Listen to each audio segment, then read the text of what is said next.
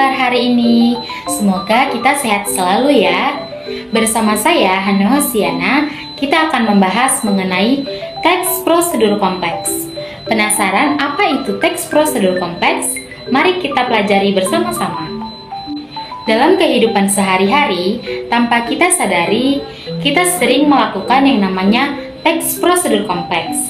Misalnya saat kita ingin memasak nasi goreng, kita harus tahu cara dalam memasak nasi goreng tersebut.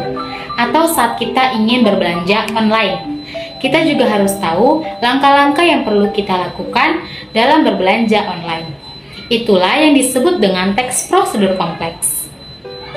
Di video kali ini kita akan membahas mengenai definisi teks prosedur kompleks, ciri-ciri teks prosedur kompleks, struktur teks prosedur kompleks, dan kaidah kebahasan teks prosedur kompleks. Yang pertama adalah definisi teks prosedur kompleks. Teks prosedur kompleks adalah teks yang berisikan cara, tujuan dalam melakukan atau mengoperasikan sesuatu dengan langkah demi langkah yang tepat secara berurutan. Sekarang kita sudah tahu ya apa itu teks prosedur kompleks. Kita masuk kepada ciri-cirinya. Yang pertama, menggunakan pola kalimat perintah atau imperatif yang harus ditaati dalam pelaksanaan teks prosedur kompleks. Kedua, terdapat panduan langkah-langkah yang harus kita lakukan. Ketiga, menggunakan kata kerja aktif. Apa itu kata kerja aktif? Kata kerja aktif adalah kata kerja di mana subjeknya berposisi sebagai pelaku. Keempat, menggunakan kata penghubung atau konjungsi. Kelima, terdapat aturan atau batasan dalam hal bahan maupun kegiatan untuk melakukan kegiatannya. Keenam, menggunakan kata kerja yang menyatakan waktu, tempat, dan cara yang akurat. Ketujuh, terdapat isi kegiatan yang dilakukan secara struktur teks prosedur kompleks. Yang pertama, judul. Lalu kedua, pembukaan atau pernyataan umum yang merupakan penjelasan tentang topik yang akan dibahas. Dalam bagian ini kita akan menjumpai yang namanya kopula. Lalu ketiga, isi atau langkah-langkah berupa penjelasan langkah-langkah dalam melakukan sesuatu. Keempat, penutup berupa penjelasan ulang atau simpulan maupun informasi yang kita dapat dari teks tersebut. Kita masuk kepada kaidah kebahasan teks prosedur kompleks. Yang pertama, menggunakan kata ganti atau pronomina. Kata ganti adalah kata yang digunakan untuk menggantikan benda dan menamai seseorang ataupun sesuatu secara tidak langsung. Misalnya ia, nya, mereka, kita, dan kami. Kedua, menggunakan kata benda atau nomina. Nomina atau kata benda adalah kelas kata yang menyatakan nama dari seseorang, tempat, atau semua benda dan segala yang dibendakan. Contohnya, ibuku adalah seorang dosen di salah satu kampus swasta di kota ini. Berarti ibuku itu sebagai nominanya. Lalu ketiga, menggunakan verba material. Verba material dalam bahasa Indonesia adalah kata kerja yang berkenaan dengan tindakan fisik. Misalnya mendorong, menendang, memperhatikan, menulis, menunggu, dan lain sebagainya. Keempat, menggunakan verba tingkah laku. Verba tingkah laku dalam bahasa Indonesia adalah kata kerja yang berkenaan dengan sikap seseorang. Misalnya, menolak, menerima, merasakan, yakin, ragu, memahami, dan lain segalanya. Kelima, menggunakan verba transitif. Verba transitif adalah kata kerja yang memerlukan objek dalam kalimatnya. Contohnya, Dani membeli buah-buah di pasar. Berarti dalam kalimat ini kita membutuhkan objek, yaitu buah-buahan. Keenam, menggunakan verba transitif. Kata kerja yang tidak membutuhkan objek. Sehingga kalimat intransitif ini tidak bisa dipasifkan ke dalam bentuk yang lain. Contohnya, Dani menangis terseduh-seduh. Dalam kalimat ini tidak membutuhkan objek. Ketujuh, konjungsi temporal sederajat. Konjungsi temporal adalah konjungsi yang mengacu pada urutan waktu, pada awal maupun akhir kalimat, seperti setelah itu, pertama, kemudian, setelah, lalu, dan yang terakhir. Ke-8 adalah menggunakan temporal, kata konjungsi temporal tidak sederajat. Konjungsi temporal tidak sederajat adalah kata sambung yang menghubungkan beberapa kalimat yang bertingkat atau tidak sederajat. Konjungsi tersebut bisa terletak di awal kalimat, di tengah kalimat, maupun di akhir kalimat. Contohnya, sambil, bila, demi, sementara, sebelum, sejak, tak kala, ketika, dan lain sebagainya. Lalu yang ke-9 adalah menggunakan kalimat imperatif. Kalimat imperatif adalah kalimat yang mengandung perintah. Kalimat imperatif ini juga berfungsi untuk meminta atau melarang seseorang dalam melakukan sesuatu. Contohnya, pertama, masukkan bahan-bahan yang sudah diiris ke dalam wajan. Contoh kedua, setelah itu aduklah campuran air dan bubuk kopi secara perlahan. Lalu ke-10, menggunakan kalimat deklaratif. Kalimat deklaratif adalah kalimat yang berisi pernyataan, yaitu memberikan informasi tentang sesuatu. Misalnya, PowerPoint adalah aplikasi presentasi yang paling populer digunakan mulai dari kalangan kuliah sampai kalangan rapat perusahaan. Ke-11, kalimat interrogatif. Kalimat interrogatif adalah kalimat yang berisi pertanyaan seperti untuk meminta informasi tentang sesuatu. Pada kalimat interrogatif ini dapat dibagi menjadi kalimat interrogatif yang membutuhkan jawaban ya atau tidak, dan kalimat interrogatif yang menuntut sebuah informasi. Misalnya, apakah Anda ingin mencoba membuatnya juga? Berarti kita membutuhkan jawabannya atau tidak saja. Contoh kedua, mengapa Anda menyerahkan STNK kepada petugas? Berarti kita membutuhkan jawaban berupa informasi. Begitulah mengenai pembahasan kita mengenai teks prosedur kompleks. Kita akan lanjut kepada contoh dari teks prosedur kompleks itu. Tetap tonton ya. Cara mudah berbelanja daring. Untuk memenuhi salah satu kehidupan manusia biasanya melakukan dengan cara berbelanja. Nah, teman-teman pada tahu tidak sih apa sih itu belanja daring? Belanja daring adalah proses pembelian barang yang dilakukan melalui media internet. Salah satunya mungkin melalui handphone, melalui komputer.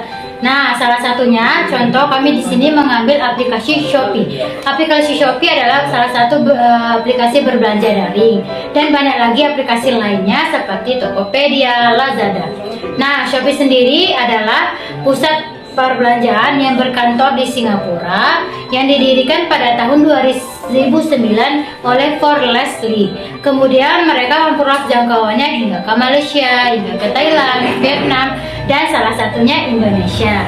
Nah, Shopee sendiri memiliki keuntungan atau kelebihan, yaitu dapat banyaknya promo gratis ongkir, banyak dapatnya cara pembayaran yang mudah dilakukan seperti COD ya, atau metode pembayaran di Indomaret atau Alfamart, atau metode cara m-banking atau transfer bank. Nah, teman-teman penasaran kan bagaimana langkah-langkah cara berbelanja online, yaitu di Shopee. Nah, langkah pertama adalah teman-teman kunjungi situs atau aplikasi Shopee di handphone teman-teman, yaitu melalui App Store atau aplikasi Shopee. Teman-teman bisa mendownloadnya atau mengunduhnya di situ ya. Langkah yang kedua, teman-teman bisa buka aplikasi tersebut. Nah, di situ teman-teman akan diminta untuk membuat akunnya terlebih dahulu. Nah, bagaimana sih langkah-langkah cara membuat akun Shopee? Langkah yang pertama adalah teman-teman bisa memasukkan di kolom pertama, yaitu kolom email. Teman-teman disuruh untuk memintakan nomor email atau nomor telepon atau nomor HP. Pastikan email atau nomor HP tersebut adalah yang mudah diingat dan mudah yang dihafal. Nah, yang kedua, teman-teman diminta untuk memasukkan kode verifikasi. Setelah teman-teman memasukkan nomor HP tersebut, teman-teman bisa mendapatkan kode verifikasi sendiri dari akun Shopee sendiri. Teman-teman bisa memasuknya kembali. Nah, yang ketiga, teman-teman diminta untuk memasukkan password. Jangan lupa password sendiri adalah password yang mudah diingat dan mudah dihafal supaya teman-teman tidak lupa untuk di lain hari berikut. Yang keempat adalah teman-teman diminta untuk memasukkan password kembali. Nah, yang terakhir teman-teman bisa mengklik daftar seperti di bawah ini. Di situ berarti teman-teman sudah memiliki akun Shopee.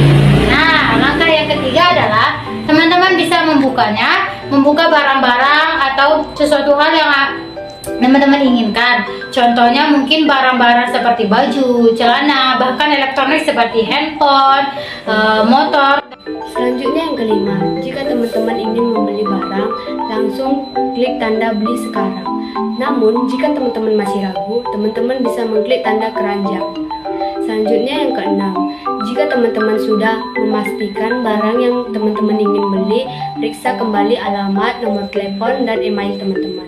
Yang ketujuh, saat ingin membayar, di situ akan muncul metode pembayaran seperti COD, transfer bank, Indomaret, M-Banking, dan lainnya.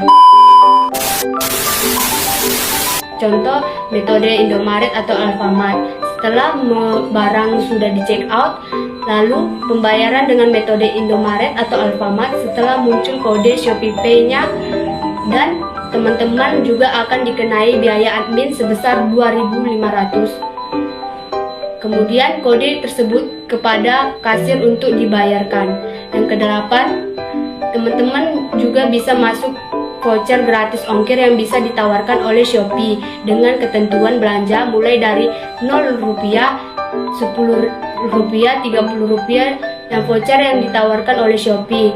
Voucher tersebut akan berlaku untuk sekali transaksi dan berlaku pembelian di satu toko saja. Selanjutnya ke-9, teman-teman mengklik tanda buat pesanan. Teman-teman akan diberitahukan kapan barang teman-teman sampai. Biasanya 2-3 hari dan paling lama semingguan. Tinggal menunggu barang diantar oleh kurir sampai depan rumah. Mudah bukan berbelanja online tanpa harus keluar rumah dengan Shopee?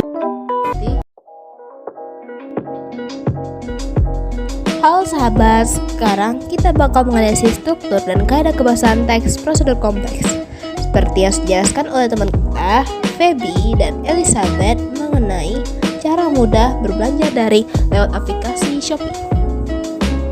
Seperti yang sudah dijelaskan oleh teman kita, untuk struktur yang pertama ada judul. Judul sudah disebutkan di awal, bahwasannya judul selalu berada di atas kalimat.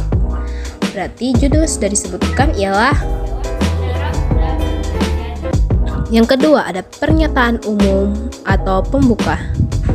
Pernyataan umum atau pembuka biasanya disajikan di awal sebuah teks sebelum masuki isi atau langkah-langkah.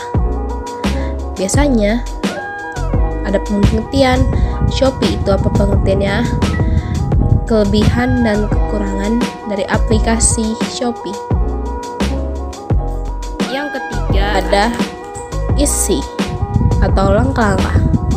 Isi atau langkah-langkah dan teks prosedur kompleks biasanya dijelaskan lebih detail daripada teks prosedur biasanya, dengan tujuan agar si pembaca bisa lebih memahami dari langkah-langkah yang bakal dilakukan.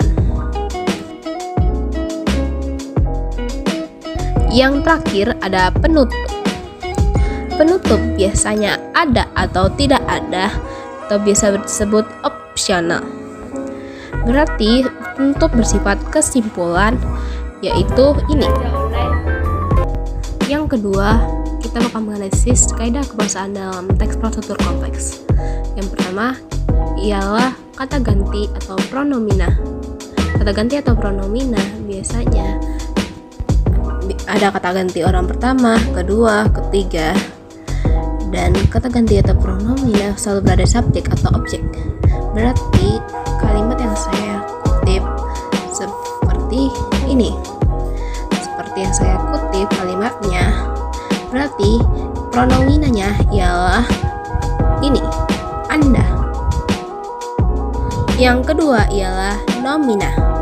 Nomina atau kata benda biasanya selalu ditaruh dalam susunan kalimat ialah objek.